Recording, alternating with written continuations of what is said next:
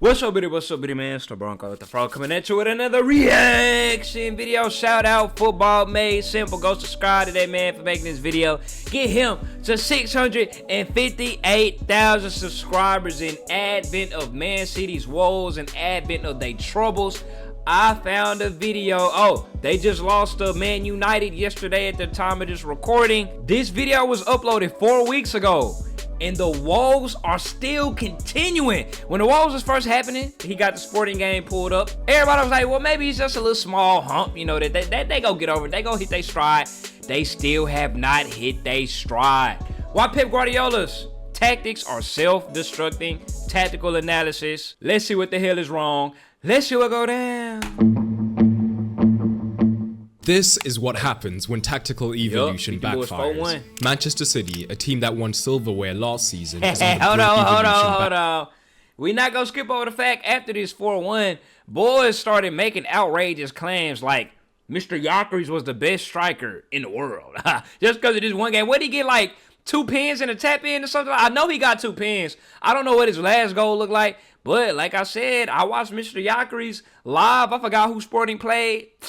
Oh, Arsenal. When Gabriel snatched that boy chain, Mr. Yockers. He ain't impressed me. Gabriel say, hit the little Batman mask. And now they done lost their manager. A lot of people saying, bro, it's because they lost their manager. It's because Armin not managing over there. He over there at United. I say, well, whatever y'all say. But I ain't heard from Mr. Yockers since. Backfires. Manchester City, a team that won silverware last season, is on the brink of crisis. And the season before the strange part is, it's not just because the players aren't playing well. It's because two of Pep Guardiola's biggest strengths have become his biggest weakness.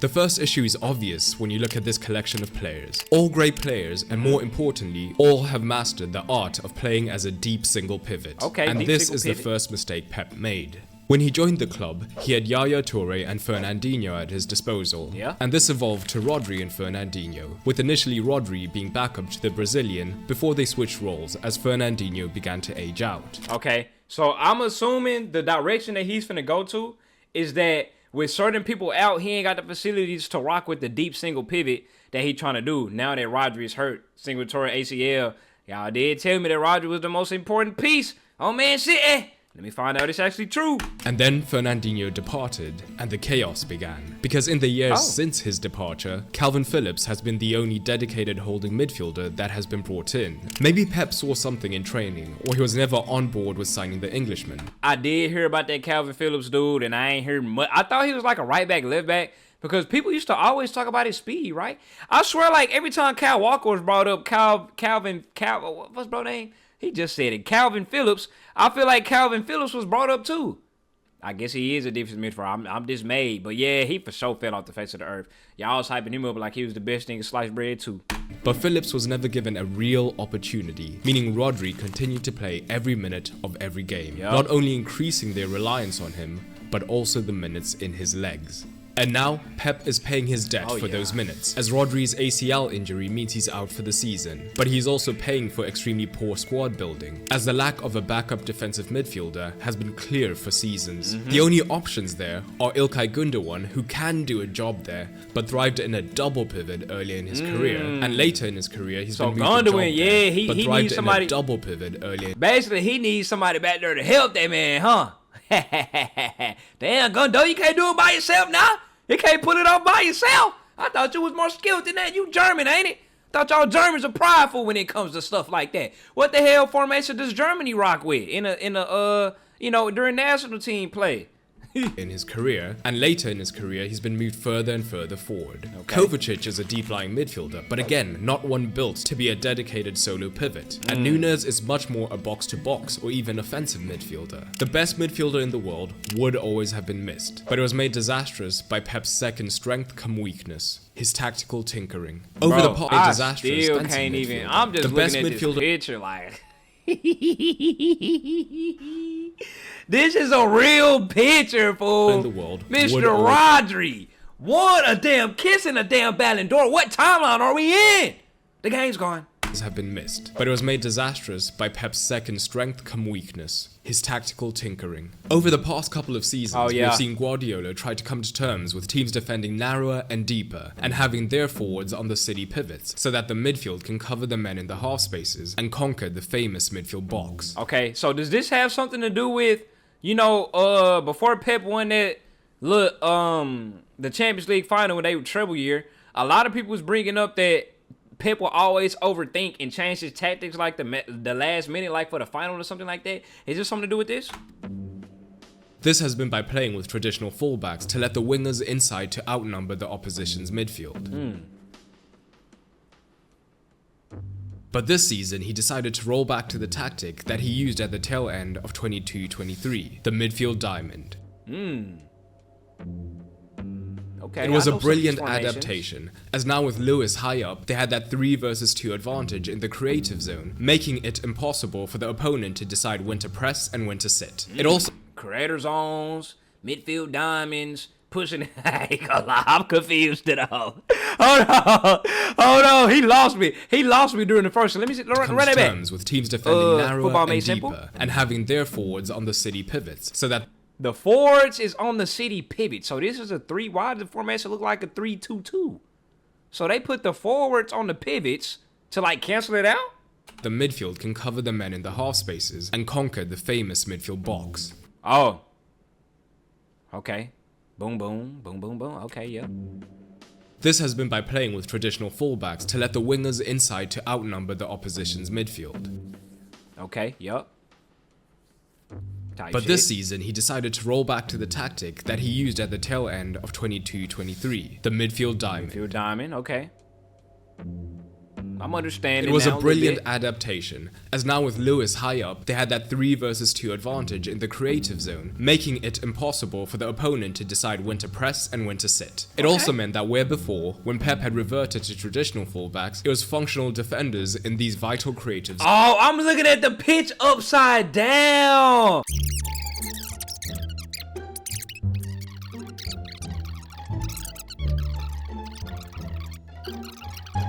Vital creative zones. Now instead, it was elite 1v1 dribblers like Doku and Savinho who could get past their men and do damage. At the same time, the back three was spreading much wider to try and break apart. Wait, so it is formed correctly. So I got it, bro. F it. I'm confused, bro. I'm confused in the hole. These are the attackers. Why did I think it was upside down? 3, 2, whatever. So that the mid, like Doku and Savinho, uber narrow compact shapes. And Savinho, who could zones. Now instead, it was elite 1v1 dribblers like Doku and Savinho who could get past their men and do damage. At the same time, the back three was spreading much wider to try and break apart these uber narrow compact shapes.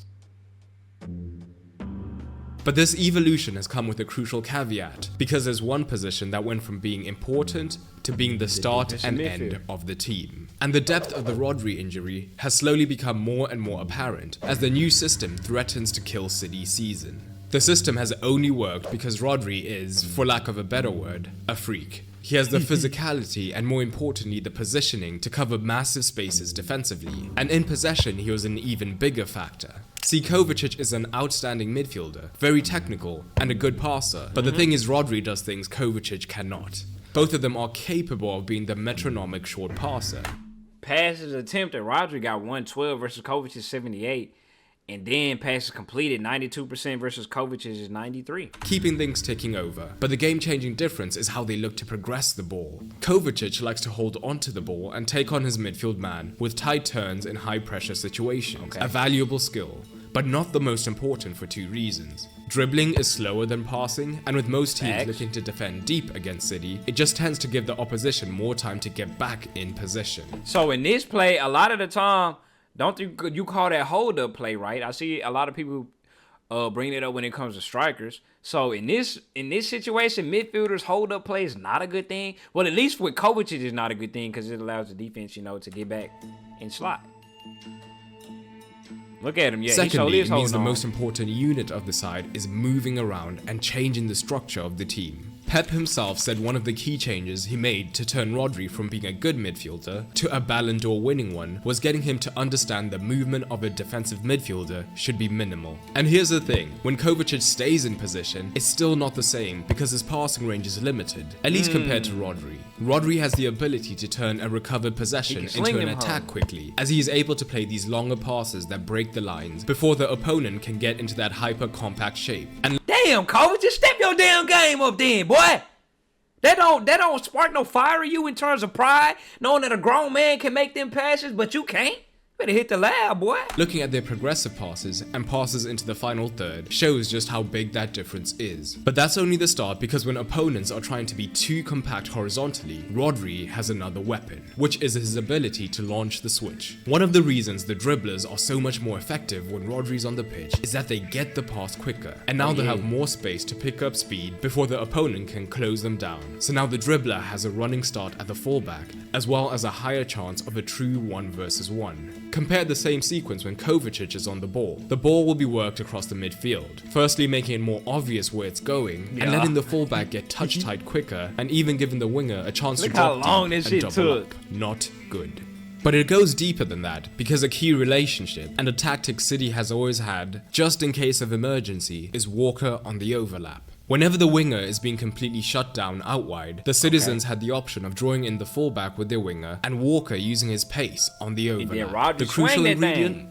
Rodri's chipped ball was like a heat-seeking missile, landing straight on Walker's foot and allowing him to get the cross in. But with Kovacic, either the ball doesn't get released on time, or it's more of a floating pass that's not accurate enough. Damn, so this is really like a Kovacic hate video. Kovacic, I'm not taking that. What's buddy name?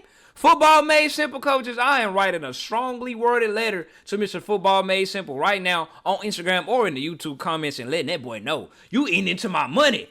People, how many people don't watch this video? 500,000. That's 500,000 people don't watch this video. And you know how narratives turn. Let the right person on Twitter find this video and write the summary about Kovacic.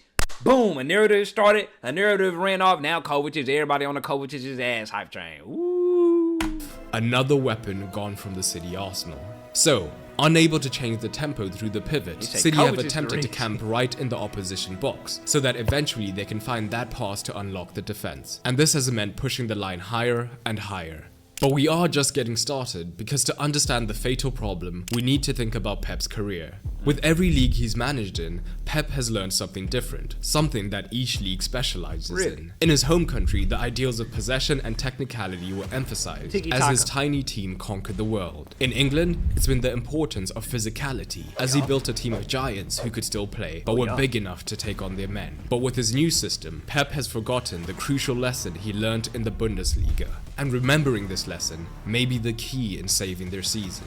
In Germany, Pep found a league where every single team was simply amazing at the counter-attack. When he got there, he tried a similar system to his Barcelona side. A single pivot with overlapping fullbacks, and for a while, every single team ran through his side. Sound familiar? Well, Pep learned a massive lesson. You must deal with the counter-attack. So a lot of the goals scored on City right now is counterattacks. I didn't know that. That's interesting right there. That's even more painful. So why Pep not fixing all of this? If Mr. Football Made Simple, subscribe to that man. If Football Made Simple knows it, Pep, why don't you know it?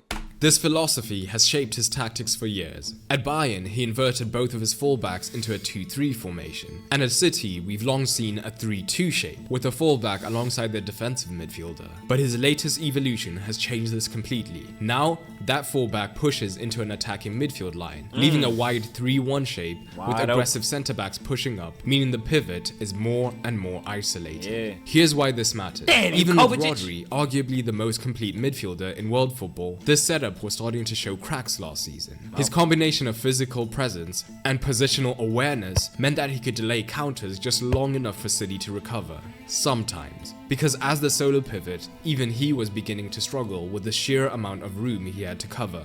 Now with Kovacic in that role, these cracks have become chasms. Chill, bro! I don't appreciate how you coming at Kovacic like these, man. This is just a Kovacic hate video, bro.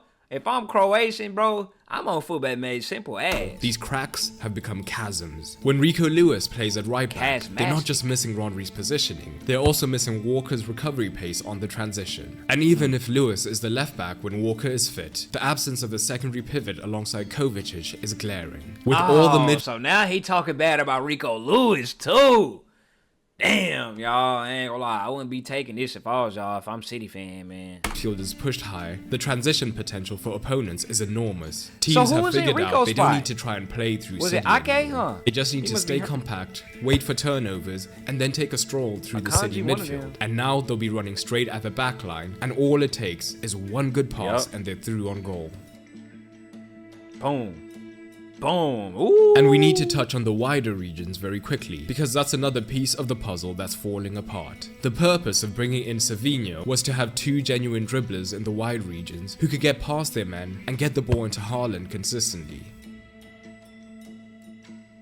Look at Erling going on a run, boom. Well, having explosive dribblers means having risk takers who might lose the ball. And with City's new shape, losing the ball often means directly conceding a chance. Goal. This was unsustainable. So as the games have rolled by, we've seen less of the two dribblers playing together, except when chasing the game. Before, it would have been Grealish on the left, manipulating the opposition shape and using his gravity to draw several defenders to him and open up space for midfielders or the chip ball into Haaland. But so far, he's only played 35% of the minutes available, meaning Nunes, a natural box-to-box midfielder, is doing a job on the left. And so it's like, what's the deal? What did Jack do to lose all that playing time? Or did he just...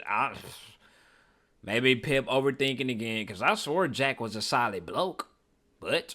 ever since he won that Champions League, he got all drunk and stuff, drinking all of that bubbly. That boy done fell off.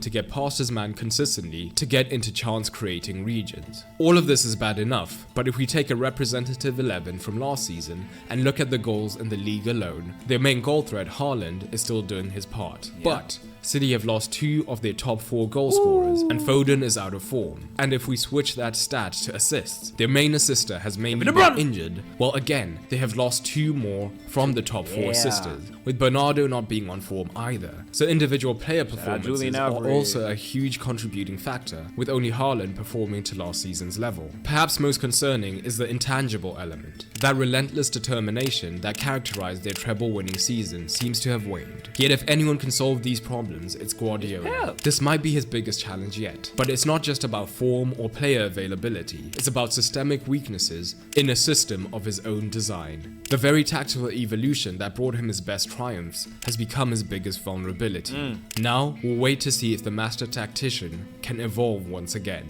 Great news, I've just launched my newsletter, The Tactical Digest, to give you an even deeper look into the tactical side of the game and so much more. It's completely free through my link down below, so check it out. Hey, shout out Football Made Simple, go get to that man newsletter. Shout out him for making a class video. You should be a damn manager. Football Made Simple. On my mama, hopefully Pep don't see this video. He did say whether, you know, we go see in the future if Pep make adjustments or whatever. It's a whole month later. Man, City still losing, so he really need to take your advice. Hopefully they don't. I don't give a damn. City can keep losing for all I care. While Guardiola's tactics are self-destructing, what an informational video. I'm learning more and more and more about the sport of football. Best believe I was definitely flustered that first half. They had me the first half. I was confused as hell. But I start catching on towards the end. Hey, I'm out.